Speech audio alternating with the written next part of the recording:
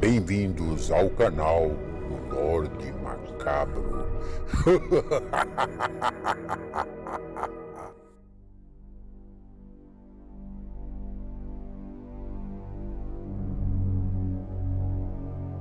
Olá, boa noite. Vamos para mais um relato do Lorde Macabro. Gostando do canal? Então inscrevam-se. Ativem o sininho de notificações. Só assim vocês estarão recebendo muito mais conteúdo. Gostaria de pedir a vocês para que compartilhassem os nossos relatos. Obrigado. Relato de hoje: O Filho do Diabo. Em Nova Orleans, de 1963, no estado da Louisiana, o psicanalista e também psiquiatra Richard Carbon resolveu entrar na mente de um dos piores assassinos da época. Através de uma autorização concedida por um dos manicômios mais perturbadores da época, por empregar tratamentos nada convencionais. Dentre eles, o tratamento de choque e alguns outros tipos de tortura somente vistas em séculos bem anteriores. Pois foi justamente nesse manicômio que, mesmo sob forte pressão da sociedade, os advogados de Jack Brown conseguiram reverter sua pena de morte para um severo tratamento, mesmo sabendo que tais tratamentos nunca trouxeram nenhum de seus pacientes à plenitude de suas faculdades mentais. Assim que Richard Carbon chegou ao manicômio, os profissionais da instituição o alertaram a respeito da instabilidade emocional de Jack Brown. Mesmo assim, Richard não se importou e assumiu todos os riscos. Tanto é que até um documento ele assinou isentando o manicômio caso algo acontecesse a ele. Depois de todas essas formalidades que foram necessárias, Richard Carbon então foi escoltado por 2 auxiliares do manicômio. Enquanto isso, seus olhos vasculhavam os corredores daquele ambiente tão sinistro, em meio a gritos, sofrimentos e juntos com um cheiro de medo e morte. Depois de alguns minutos caminhando, então, ele se deparou em uma grande porta, que mais parecia uma fortaleza especial.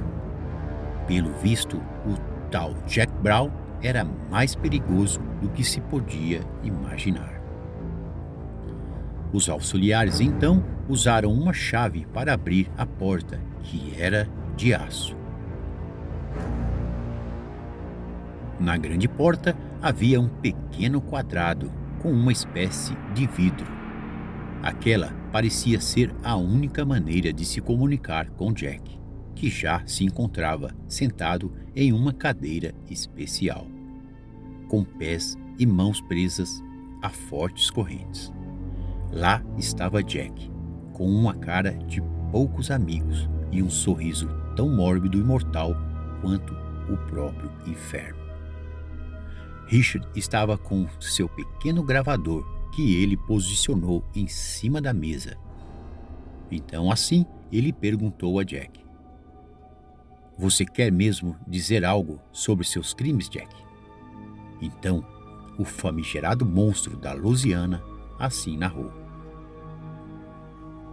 "Quando criança, eu nunca tive uma vida boa. Tudo o que presenciei foram só desgraça e coisas ruins. Logo que vim ao mundo, minha mãe e meu pai nunca me deram amor e carinho. Ainda me lembro dos meus tios em minha casa com a polícia para tentar me salvar das garras dos meus próprios pais.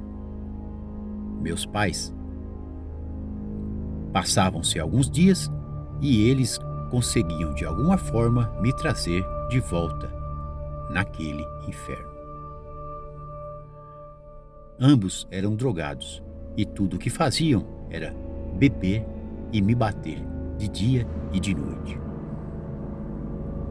Um dia, depois de tanto a me forçarem a tomar bebida alcoólica, que quando acordei me vi preso a correntes como essas que o senhor está vendo. Sim, eles me jogaram dentro de um porão fétido e imundo, com muitos ratos e também muitas baratas. Fiquei ali por dias ou meses, eu não me lembro muito bem. Comida eles traziam algumas vezes. Houve dias em que eu implorava por comida e também por minha liberdade.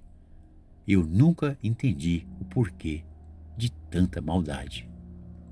Então, os dias foram se passando e se transformando em meses, e eu continuava naquela rotina macabra de muitos ratos, baratas e muita fome. Um dia eu implorei para Deus para que me tirasse daquele inferno, mas nem mesmo Deus pareceu se importar comigo. Então pedi ao diabo que me livrasse daquelas correntes, e eu lhe seria muito grato e fiel. Sabe, Sr. Richard, no desespero fazemos coisas inexplicáveis. Acho que fiquei uns bons anos vivendo dessa maneira. Um dia percebi que apenas meu pai me passou a trazer aquela lavagem para comer que eles chamavam de comida. Geralmente era minha mãe quem trazia a comida. Naquela noite ou dia eu estava com muita febre. Mesmo assim, eu ouvi uma certa voz. A voz me dizia se eu estaria disposto a negociar a minha liberdade. Nunca vi ninguém, era somente aquela voz dentro daquele porão imundo. Então perguntei quem era. A voz me respondeu, me dizendo ser um anjo negro da morte. Então eu respondi a ele: aceito qualquer coisa, desde que você me tire desse inferno. A voz então me respondeu: Isso veremos, fedelho miserável. Então aquela voz ecoou na minha cabeça. Dessa forma eu me apaguei. No dia seguinte, espantosamente, minhas correntes estavam rompidas. E depois de não sei quanto tempo, me vi livre num estado de quase zumbi, de tão debilitado, com vestes velhas e podres e muita fome. Assim que subi os vários degraus de uma escada velha, tive que usar muita força para arrombar uma velha porta. No estado em que eu me encontrava, qualquer esforço era um martírio. Então, assim que ganhei minha liberdade, percebi que eu estava num local bem deserto, numa espécie de sítio abandonado. Nunca mais soube os paradeiros daqueles que seriam os meus pais. Aí então caminhei cambaleante até uma propriedade vizinha. Logo então localizei e me vi ali, na propriedade dos Watsons. Sim, eram o Sr. Watson, sua esposa e mais 3 belas filhas. Todas muito bonitas, eu ainda me lembro. Eles foram muito bons e me deram comida, abrigo, e por ali fiquei por um bom tempo. A família vivia bem isolada, não sei por que motivo. Numa noite, enquanto eu tentava dormir, eis que ouço aquela voz misteriosa novamente. Então percebi que era o anjo negro da morte novamente. Mesmo sendo algo muito sinistro, eu não me assustei, mas percebi uma presença sinistra em meu quarto. Como de costume, os Watsons dormiam. A voz então me disse que havia me libertado para uma finalidade. Ela me disse que eu teria que matar todos por ali. Eu nunca senti amor por nada, talvez pelo sofrimento que passei. Naquela mesma noite, eu me lembro que um temporal começou a cair. Mesmo assim, fui até o celeiro e peguei um machado que usávamos para cortar lenha. Minha mente parecia dominada por vingança e tudo que eu via nas pessoas eram os rostos dos meus pais. Então, aquele ódio passou a queimar e queimar o meu peito. Quando cheguei no quarto dos Watsons, eles ainda dormiam. Desferi vários golpes com o velho machado e matei os dois. O quarto ficou lavado de sangue. Houve um momento em que o Sr. Watson parecia ter o rosto do meu maldito pai. Aí eu dava mais e mais golpes em seu rosto, até que ali só existisse sangue e miolos. Então eu chorava de arrependimento depois de toda aquela fúria. Mas o anjo veio e me acalentou dizendo: Não se sinta culpado. Eles são os verdadeiros monstros, meu filho. Enquanto suas belas filhas foram criadas, você estava preso em um velho porão, passando fome e frio no meio dos ratos e baratas. Foi aí que o anjo da morte me disse: Afinal, foi o Sr. Watson que negou você, fruto de um relacionamento proibido, meu filho. E por isso ele te deixou com aqueles dois drogados.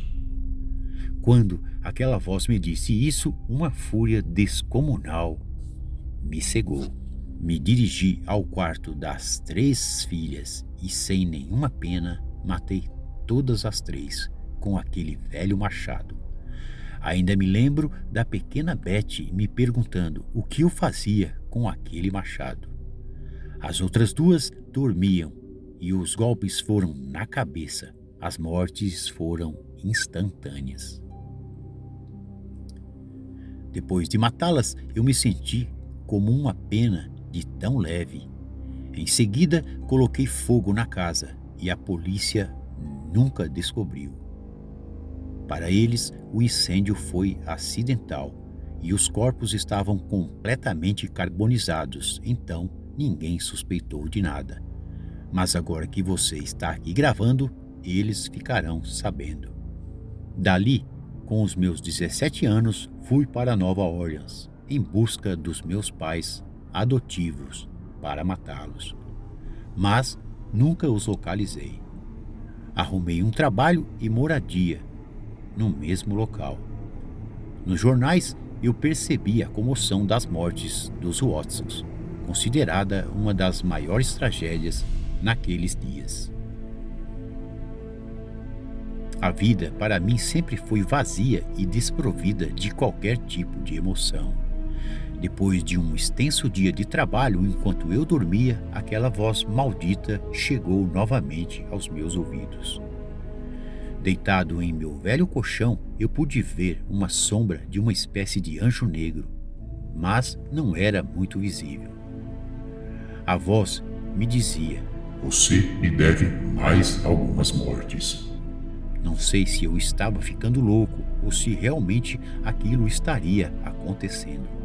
Naquela mesma noite, eu me levantei, vesti minhas roupas e saí para tomar uns tragos de bebida. Logo que virei a esquina, percebi um casal dentro de um carro e ambos pareciam estar se drogando. As cenas me trouxeram à tona os meus famigerados pais. Então, aquela voz me disse: Eles não merecem viver. Eles vão torturar outros como você. De repente, eu me senti forte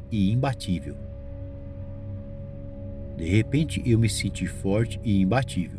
E assim fui em direção ao carro em que se encontrava aquele casal. O rapaz de dentro do carro percebeu a minha presença e minhas intenções. Então, ele abriu a porta do carro e veio em minha direção com um taco de beisebol. A minha fúria foi tanta que o rapaz nem percebeu eu lhe tomar o taco de beisebol e esmagar sua cabeça com vários golpes. Estarrecida, a namorada do indivíduo gargalhava, ainda muito drogada. Então eu também a matei da mesma maneira. Como estava de noite, não havia ninguém nas ruas e pude sair ileso desse crime. Depois disso, uma gargalhada imensa invadiu os meus ouvidos.